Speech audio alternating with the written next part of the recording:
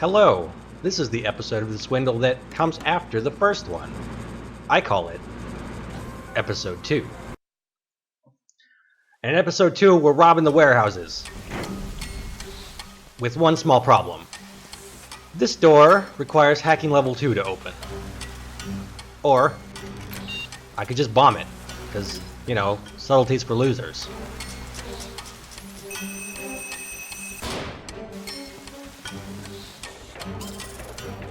So before I talk too much about the warehouse itself, I should note that anyone who's particularly observant might note that my bank account score is slightly different. That is because I am bad at recording and I had to redo the first level again, or rather the first 5 days. But I got all the same upgrades and did everything generally the same. The only thing different is I got one more successful heist. The game was extremely nice and gave me the first heist successful, which has never happened before and was cool. But anyway, back to the warehouses. This is something I didn't show off before that I bought during the last session. This is wall sticking. This upgrade just lets you hang out. It's pretty nice. And especially good for blackjacking people when they pass by.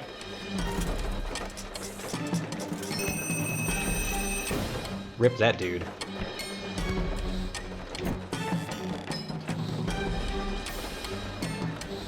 So we're here in the warehouse. We're gonna see a bunch of new enemy types.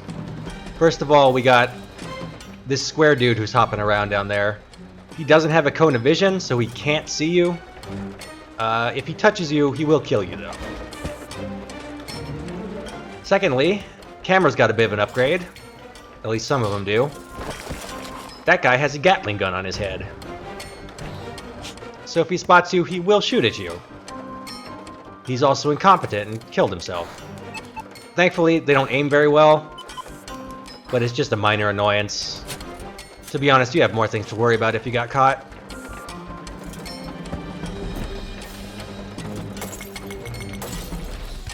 You also notice generally bigger payouts in the warehouse. I'll get about 3,000 per computer. That's pretty much double what I get in the slums. So if you have the ability to move on to the next level, if you have the money, it's generally a good idea to do so, even if you're lacking in tools. Because if you can hit at least even one computer, you're going to be rolling in cash.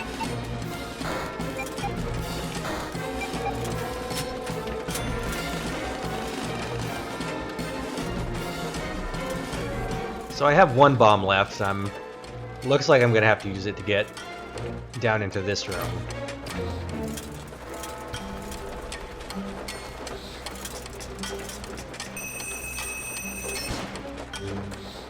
And took that guy for a ride.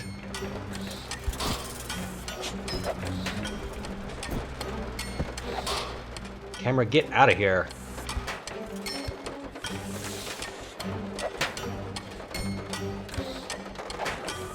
So yeah, I won't get all the cash in this level, but I'll probably get most of it, so it should count as a successful heist.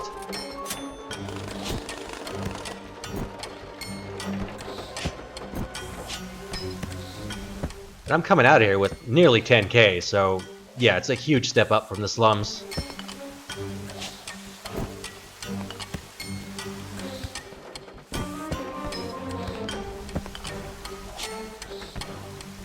Also, it's generally a good idea to jump right before you hit the ground when you're falling. That'll break your momentum in case you're going at terminal velocity. So I have a lot of money now. The first thing I'm going to spend it on is the next level of hacking, so I don't have to deal with those doors anymore. And I'm going to up my movement speed, which is actually a really minor upgrade. It's hard to tell that anything even happened, but it says it did, and I believe it.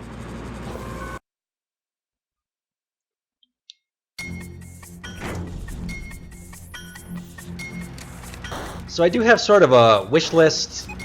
There's a bunch of stuff I want to buy, and it starts getting pretty expensive, so we're probably going to be here for the next 5 to 10 days. I like to keep it as short as I can, but in order to show off the most stuff, I might need to hang out here a bit longer. this is a new enemy type here. This is the Fat Cop. Fat Cop has a small cone of vision. He's pretty slow. The only worrying thing about him is that he takes about 3 hits to kill. So if he's teamed up with a bunch of other cops, he gets kind of annoying. 2, 3. There are also mines in the warehouse. Generally, it's best just to blow them up like that. Run by them, run away. They're not terribly dangerous as long as you're paying attention.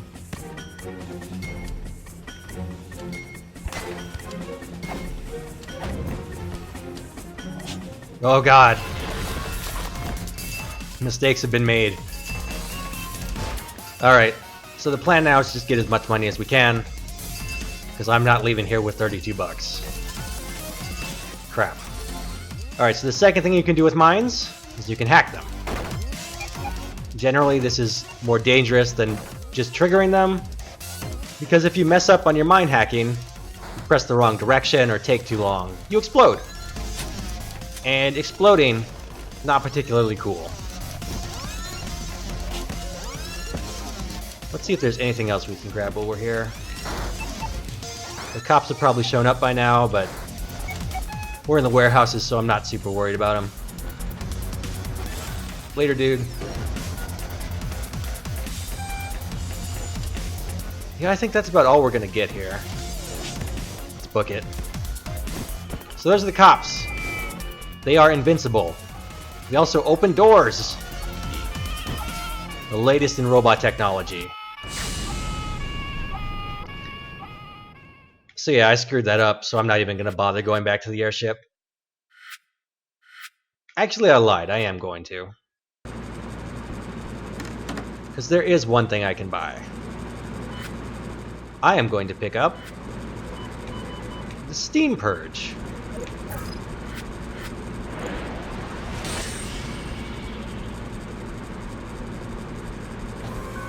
Now, the Steam Purge is something I'm usually kind of on the fence about buying.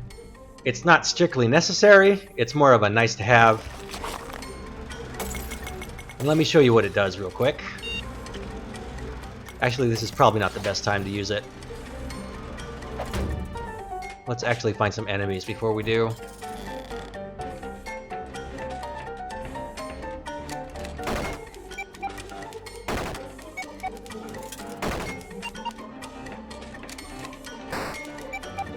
One thing about taking over mines is that once you control it, if an enemy walks on it, it will explode.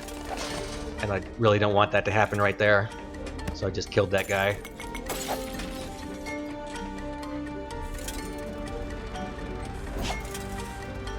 Didn't really want to stick there.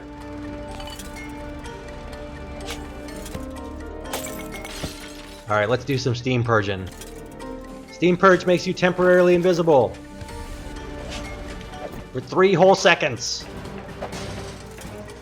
So the reason you do kind of want to buy Steam Purge is that sometimes the game, especially in the later levels, can be a real dick about enemy layouts. And being invisible, even for 3 seconds, is pretty useful. But the argument against is, if you're good, you shouldn't be being seen anyway. I'm not good, so I bought it. Looks like it's going to be safer just to bomb my way over there.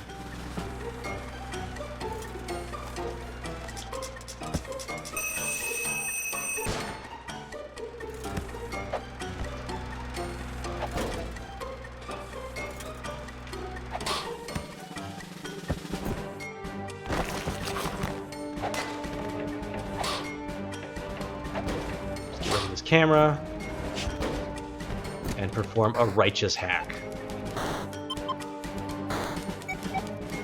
You'll notice in the top right, the Steam Purge is very slowly recharging. Very, very slowly. Once you use it, that's basically it. Unless you take just an incredibly long time in the level, you might as well kiss it goodbye. There are upgrades that can fix that, and I might pick some of those up. But I don't want to sink a whole lot of money into the Steam Purge.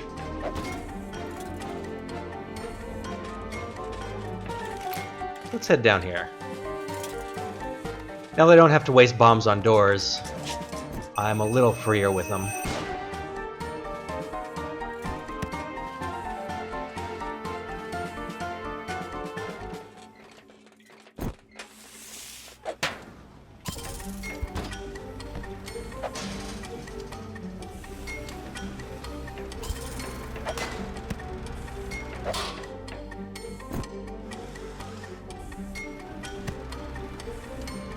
Well, bad things are happening here. Let me check and make sure there's no computer over on the left side.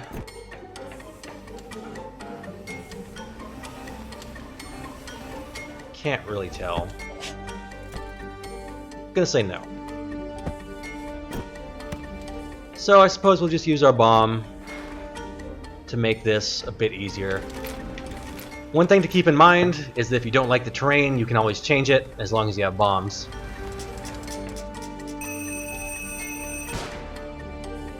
So I'm going to make my path a bit clearer so I can kill that guy, and then so I can safely escape once I trigger this mine.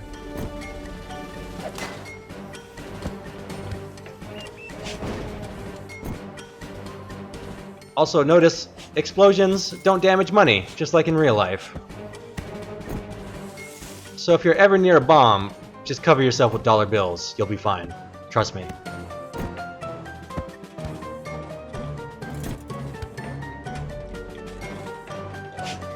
Oh. Oh no! That was a bad plan. It was a real bad plan.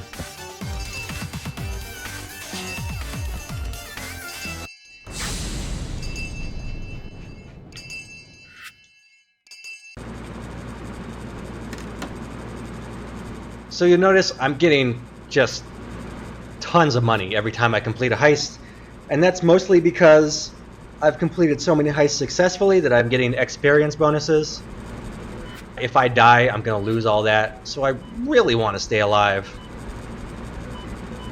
But right now I'm gonna pick up something that is completely broken. The bug.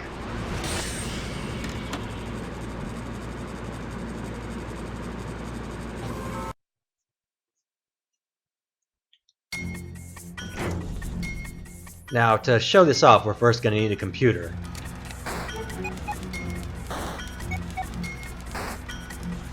By the way, you want to be careful about hacking doors, because once they're open, they stay open.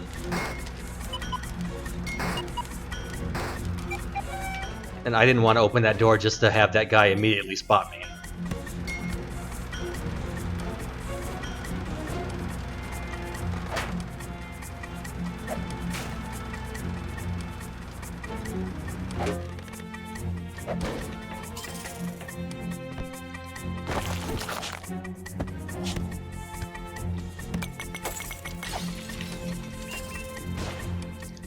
One weird thing, wooden boxes, impervious to explosions.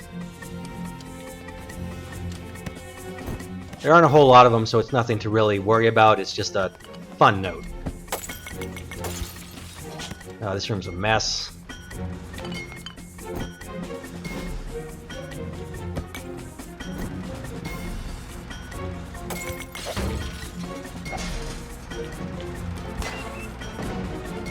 Oh, that was close. I thought I blew up the computer.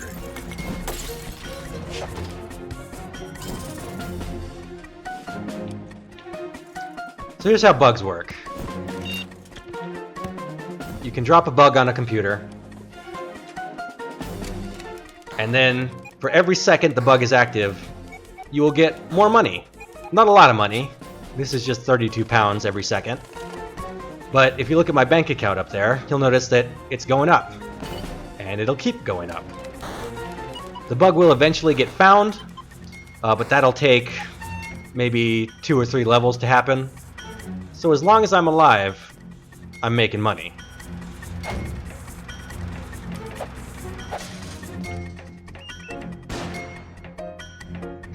Bugs are pretty broken. They're one of the best items in the game, especially if you're bad, because even if you die or get caught, the bug will still keep going. So if you want to make money fast, I highly recommend bugs. Come on.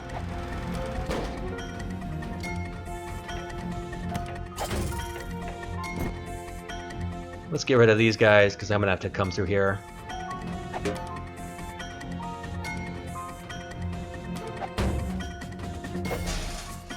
They're not very smart, these big cops.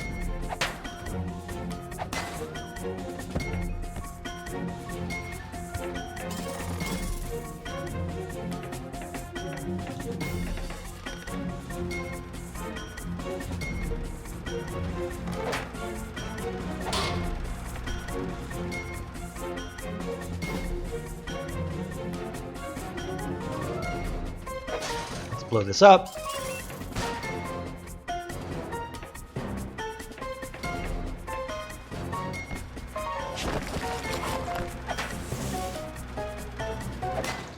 And as I was saying, I want to be careful when I actually open this thing up. So I'm just gonna hang out. And now.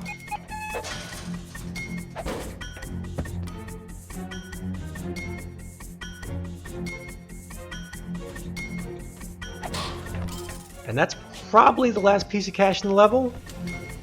Looks like the only thing left is that security terminal, and they don't give you money.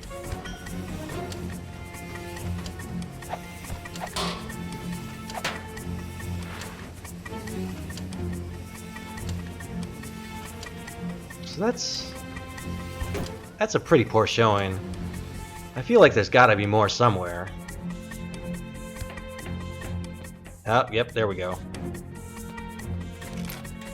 And do I have enough bombs to get down there is the question.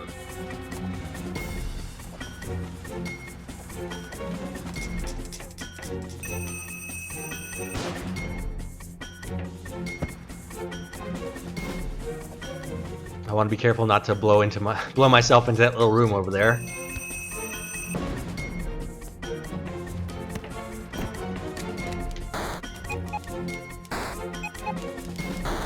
Sadly, you only get one bug per run, unless you get an upgrade for it. So I can only drop one, but one's enough for now.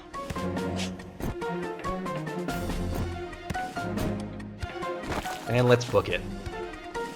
A good rule of thumb in these early levels, slums and warehouse, is that the rooftops are always safe. There's nothing that's gonna kill you up here. So when you need to escape and you don't want to bother going through the rooms, just hit the rooftops. Yeah, I guess that was most of the cash.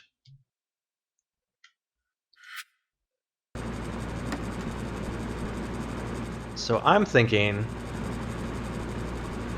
that I'm going to grab the next level of hacking. I'm also thinking that this is a pretty good place to cut the video for now. So that's going to be the end of the episode.